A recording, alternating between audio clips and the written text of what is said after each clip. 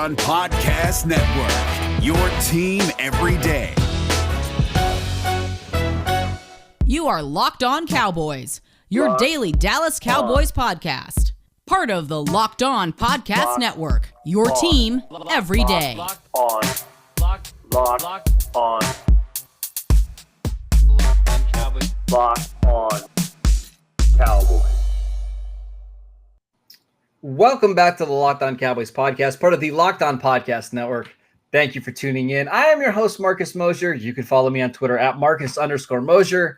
And joining me today is my co-host, Landon McCool. You can check him out on Twitter at McCoolBCB. You can also listen to him on the Best Ghost Boys podcast.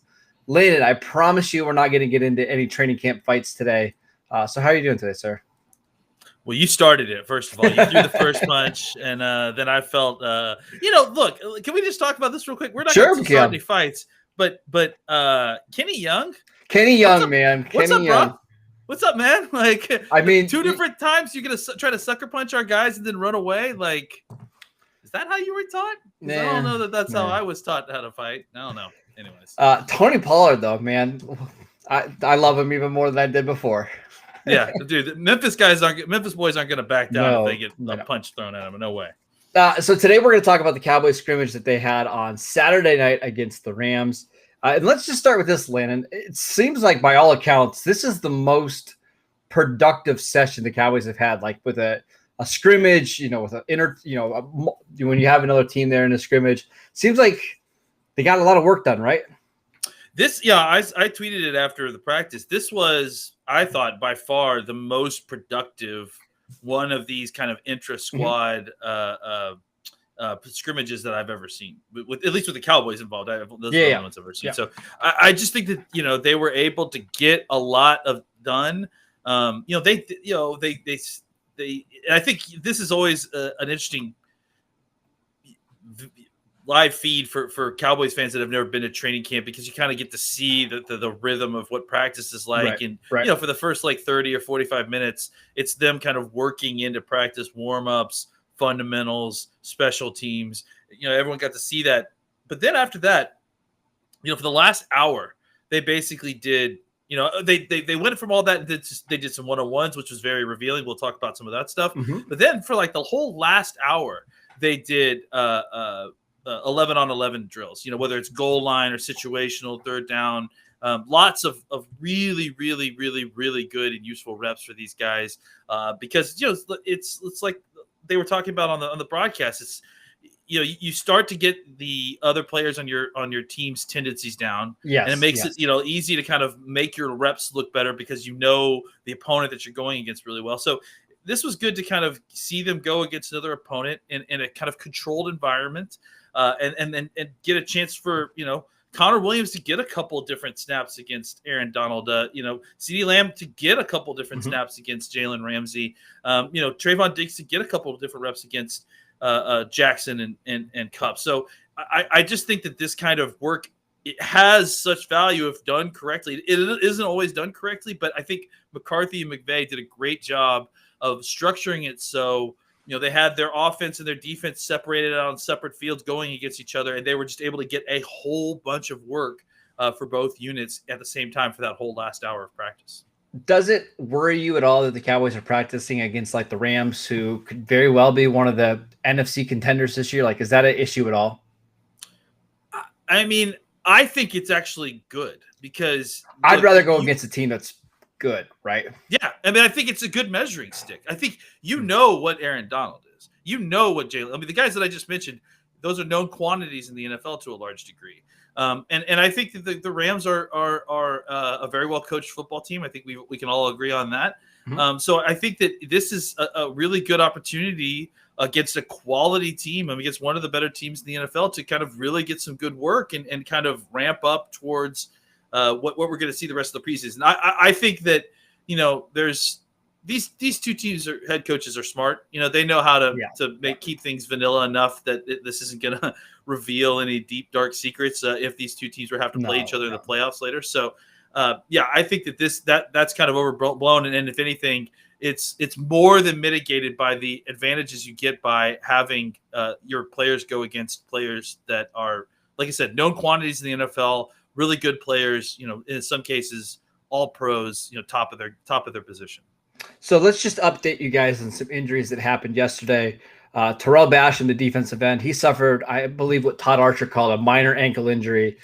He should be good to go in the next week or two. It's nothing there. Neville Gallimore also suffered an ankle injury. It's not clear how long he's going to be out. It doesn't seem like it was anything major. He might miss, let's say, a week or two as well. But we'll keep an eye on that. And then Dak, he sounds like he was doing some light throwing yesterday. I saw some video of him kind of throwing the ball against the ground, kind of tossing it to other players. But it seems like he is progressing a little bit. Yeah, I mean, I think this is what we talked about, right? Like a little bit of throwing this week, getting him ready for the Houston game is the important thing. And that's, it sounds like they've kind of reconfirmed that timeline the last few times they've spoken. So, and it does sound like all the little bits and pieces that we have heard individually are kind of starting to form together. They did talk to a Rangers pitching coach, and the Rangers pitching coach basically said, don't try to ramp it up, just go cold turkey which is basically what kind of was the impetus of the change of public stance for the Cowboys. So. Yep. Is that they, after talking to them, they're like, well, maybe not a couple days. Maybe we're not going to just ramp him up. Maybe we're just going to let him not throw for a little while. Well, it kind of sounds like they're doing the same thing with Amari Cooper, because I saw Cooper talk about it yesterday where, I think, was it a week ago, Amari said that he's really close to being out there. And now it seems like, hey, we're just going to see how we are in the next couple of weeks. Like, there's really no reason to ramp up. Let's just wait and see where we're at. Yeah, I mean, that's my whole thing, and maybe it's best to kind of phrase it like this: get ready for what? Like Amari does not need to play any preseason games, right? No, he doesn't. Like all these guys. Look, I would like Dak to see, and I'm sure Dak would as well like to play some preseason games. Just because he's been hurt, just to get out there, get some live bullets work going before you play the Super Bowl champs week one. I think that makes sense. Cooper, look, Cooper had like, what was it, 1,200 yards with 4 quarterbacks last year? Yeah, basically, yeah. I think we're good there. I think he's okay. Well, the thing Mike McCarthy keeps saying about Mari too is, like, he's in fantastic shape. So, like, he is. I don't think it's one of these things he's going to need to work himself back into shape and practice. It's not. It's just we're a month away from the season, Landon. Like, there's no rush here at all. Exactly. If you look at him and DeMarcus Lawrence, they both look like they're in incredible shape for having not been out. Gotcha.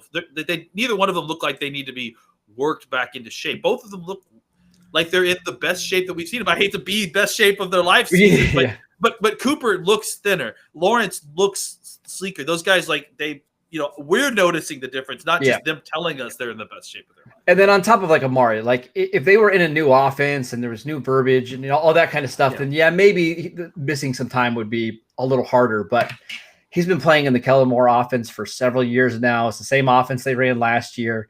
He doesn't need these reps. In fact, it's probably better that guys like Cedric Wilson and Noah Brown are getting more of these reps, right? Just to be more prepared in case Amari does go down in the regular season. So I'm not concerned at all. We're going to get to the practice, Landon, in just a second. But I want to tell you guys about Stat Hero. Did you know 85% of people who play daily fantasy sports lose? Is it really that surprising? The game is actually rigged against you. You're playing against thousands of other lineups, not to mention experts who have more tools and time than you. You don't stand a chance.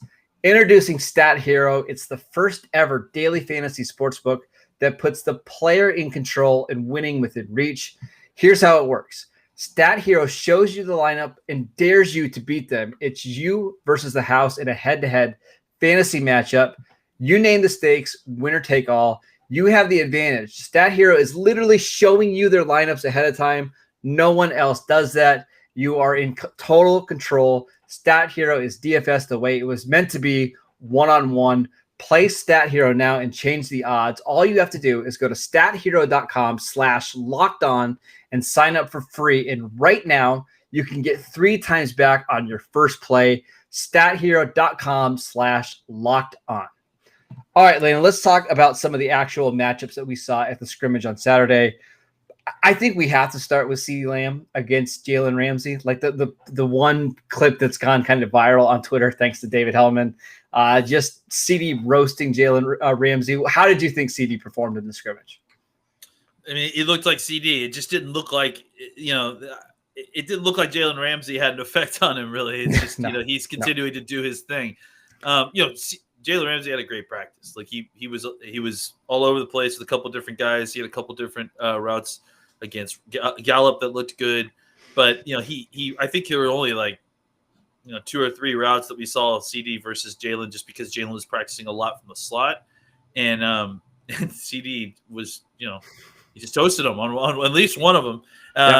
So I think, here's my funny thing with CD now is that we've been talking about Dez things, right? Like, he does Dez things in practice now, and that's kind of what to expect.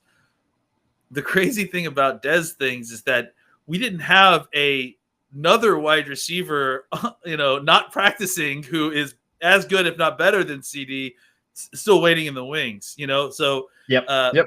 That just kind of shows you what this offense can be, is that we're marveling over this guy like he's our far and away number one receiver, when He might not be. He might be wide receiver 2. And even if he's wide receiver 1, let's just say that you have an incredibly good wide receiver 2 at the very least. So it's exciting to see him go out there and do this against Ramsey. He toasted a couple other corners as well, but I mean, obviously they didn't have much of a chance. Even we can talk about him too. Gallup, I thought, had the Gallup's touchdown was unbelievable. Unbelievable catch, man. And so I think the wide receivers, the top 2 guys that are out there, they look ready to go, and it's certainly ready for week 1. And I have no concerns about really any of the top 3 wide receivers at this point, even with one of them not practicing.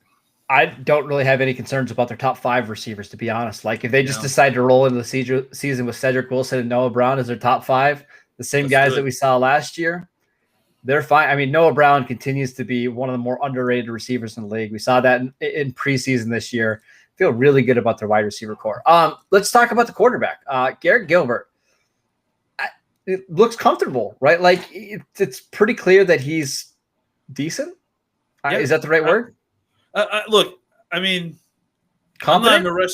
Yeah, like, I'm not in a huge rush based on the way Garrett's playing to, like, there seems to be a call for this, but it's like, I don't see this huge rush to need to go out and pay a bunch of money for a backup quarterback who's going to be not nearly that much money's worth in value at quarterback when you sign him, So I think he's done a pretty good job so far. He definitely has some clear defined weaknesses that he needs to work on, but he's got to speed everything up. Yep. Yeah, especially the red zone. That's really where he needs to know, like, the alarm needs to go off on his head a little quicker. Like, okay, I've gone through progressions and this isn't happening. He's either got to bail or throw away the football, But my thing is, he's competent enough to get you through practice and through preseason games and not have it be a disaster, right? Absolutely. And that's kind of the job of a backup quarterback, right? Like, he's doing everything that if you went out and signed Blake Bortles would be doing. In fact, he might be doing some of those things better than Blake Bortles. But you know what I mean? It's like he's kind of doing what we want the backup job to do, right? Yeah, absolutely. And I think that, more familiarity with the offense is helping him.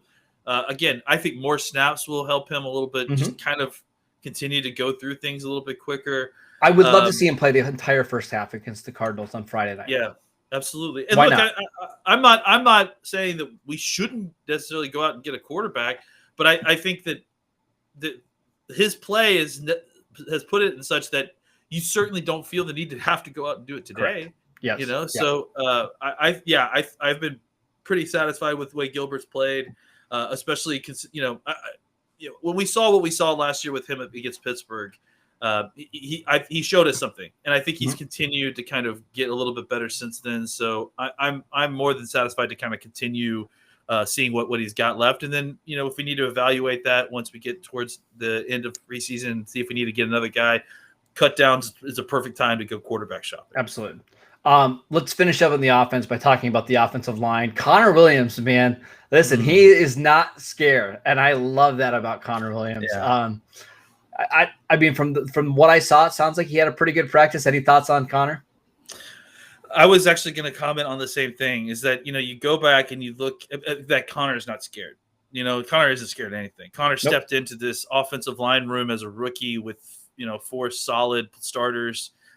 And took it upon himself to become decent enough to become one of those 5. Then the next year, he took a step forward. He lost all the opportunity to see these guys, to be with them, through injuries and whatever. And he was the last man standing last year, and I thought he played admirably. Now he's coming in; he's in a contract year. He's got they're asking him to play more center. He has no problem stepping in and doing that, to help the team potentially be a swing interior backup guy as well. And then he's, has no fear going against Aaron Donald or doing what he needs to do in those reps. I love it. Everyone is constantly trying to replace him.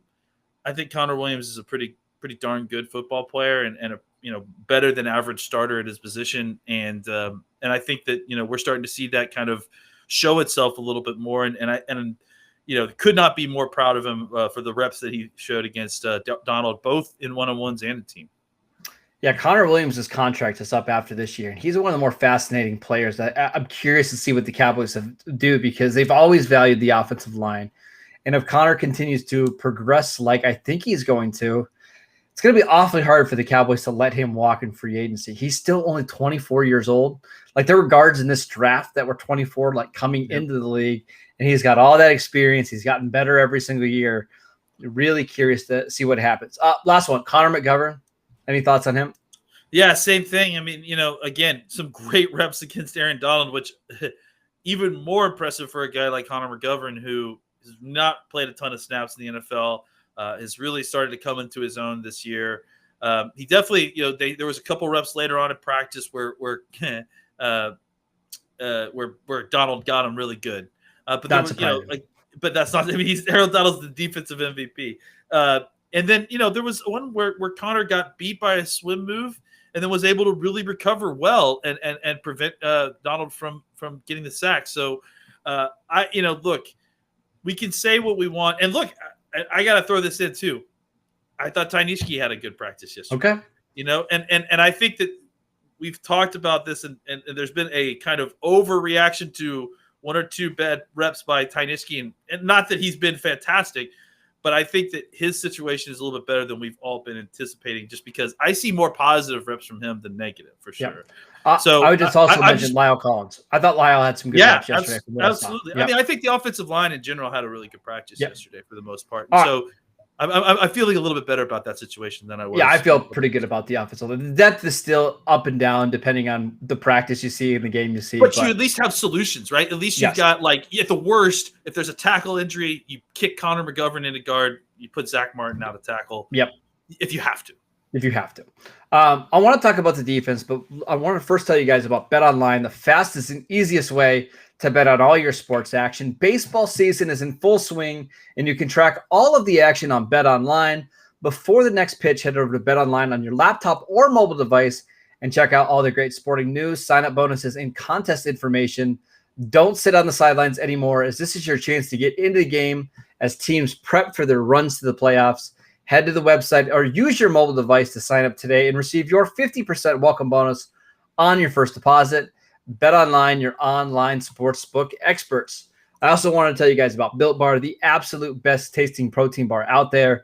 It's hard to even explain it. It's real chocolate with amazing flavors, and it's just a great combination of low calories, high protein, and low sugar with no crazy additives. Best of all, they taste amazing.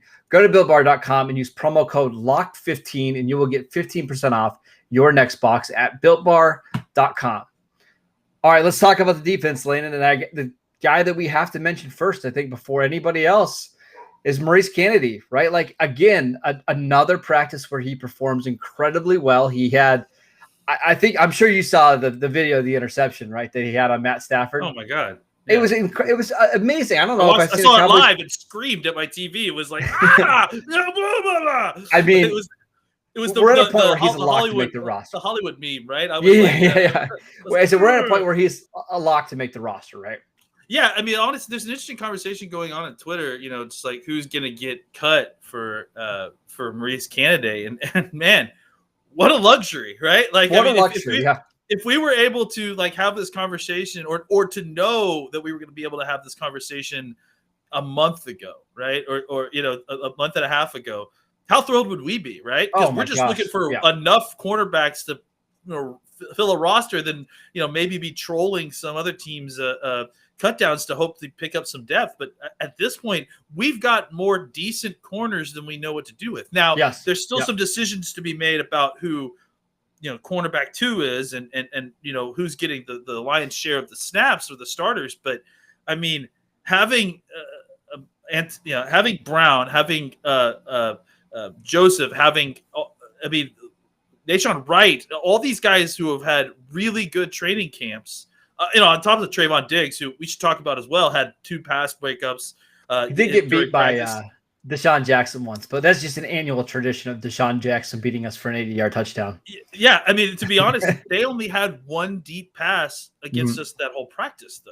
Like, we had 2 or 3. If you go back and watch, CeeDee Lamb had a big touchdown deep on a post. There was another one where Gallup was wide open. So, absolutely, no one was flawless. But, I mean, only 1 time getting beat deep on a pass. Right. When you have Deshaun Jackson on the team, it's not bad, right? So, I think that the coverage in general has been, we've been talking about it over and over again. The coverage in general has been really good for this team, and not just like the top 2 or 3 guys, like 4 and 5 deep. You've got guys who are making plays, who are good in coverage.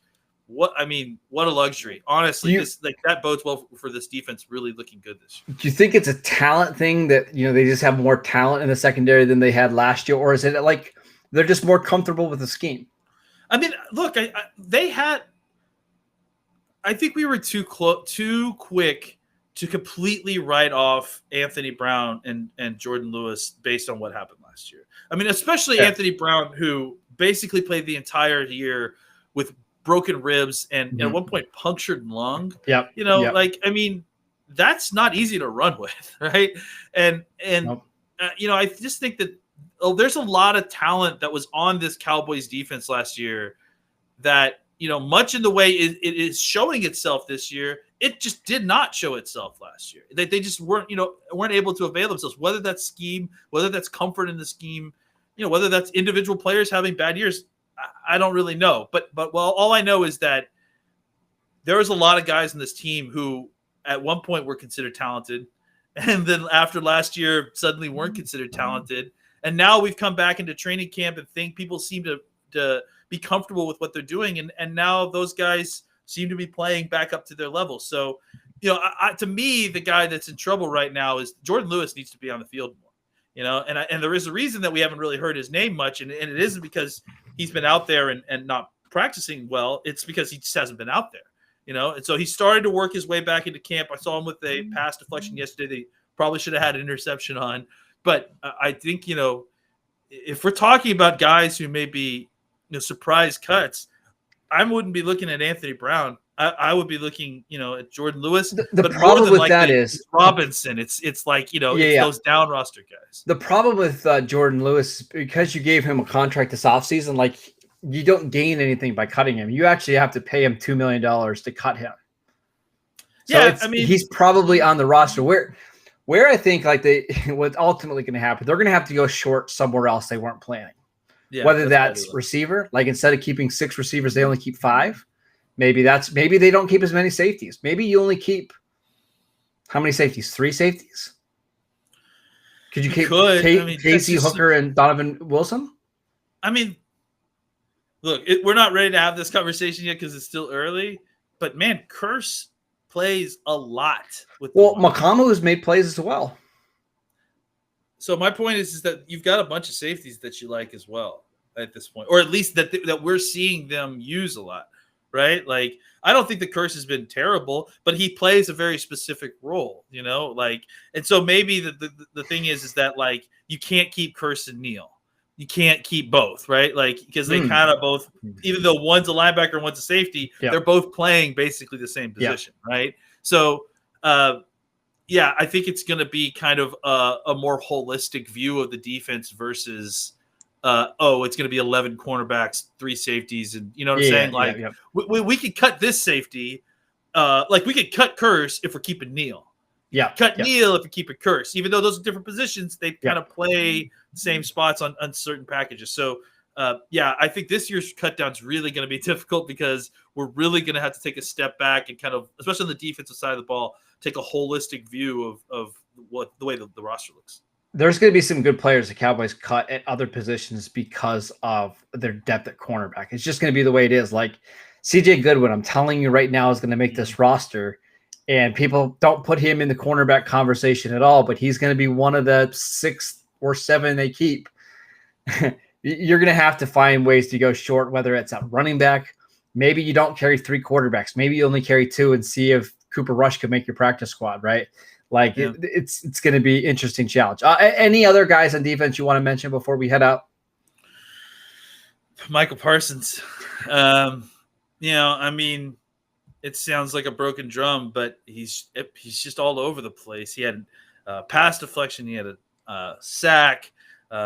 He's just it's kind of hard to put into words just like how often this guy is around the football. It's crazy to me that he didn't play football last year. Yeah. That's just nuts because he looks so in tune with what's going on. Like is he their best linebacker right now? Yeah. I mean, it's hard to say this. Well, it's hard to say because he's played so many different spots, right? Mm-hmm. Like, as far as pure linebacker, I mean, that's the other thing. Leighton Vander Esch has had a really good training camp. Like, he looks really good. Also, I want to say Leighton Vander Esch might have had a great decision this offseason by declining the 5th-year option, because did you see the money that linebackers are starting to get paid now? $20 million a year quarterback for money. Linebacker. Like, that's so. Listen, Vander Esch isn't going to get $20 million, but if he has a really good year, could he get $12 million in free agency? Maybe. I think it would be interesting to see if he maybe. Yeah, it'll be interesting to see what his market is like next year for sure. Okay. It was a fun practice fun scrimmage for the Cowboys on Saturday. We've got only, I believe, one more practice this week before the Cowboys get ready for their preseason game against the Cardinals. It's going to be a busy next couple of weeks, Landon. We got cut downs coming here in about 3 weeks. We've got Hard Knocks happening Tuesday night for the Cowboys. Yeah. It's a fun time to be a Dallas Cowboy fan. Tons of content. Stay tuned for that because we might do something special for should we do like a post reaction show on YouTube? Maybe. Let's see what. Yes, we're doing this live on air, which is probably not good, but we should check out and see what time it airs, and maybe we'll do like a quick post show reaction. Yeah, I think it'll finish at like 8 p.m. Pacific time. So we might look out for that. Look out for that, guys. Maybe we might do that. So if you want to see stuff like that, make sure you're subscribing to us on YouTube at Locked On Cowboys. You can obviously download and subscribe to the podcast on Apple Podcasts, iTunes, wherever you get your podcasts. Follow Landon at McCool BCB. I'm at Marcus _Mosher. We will see you next time.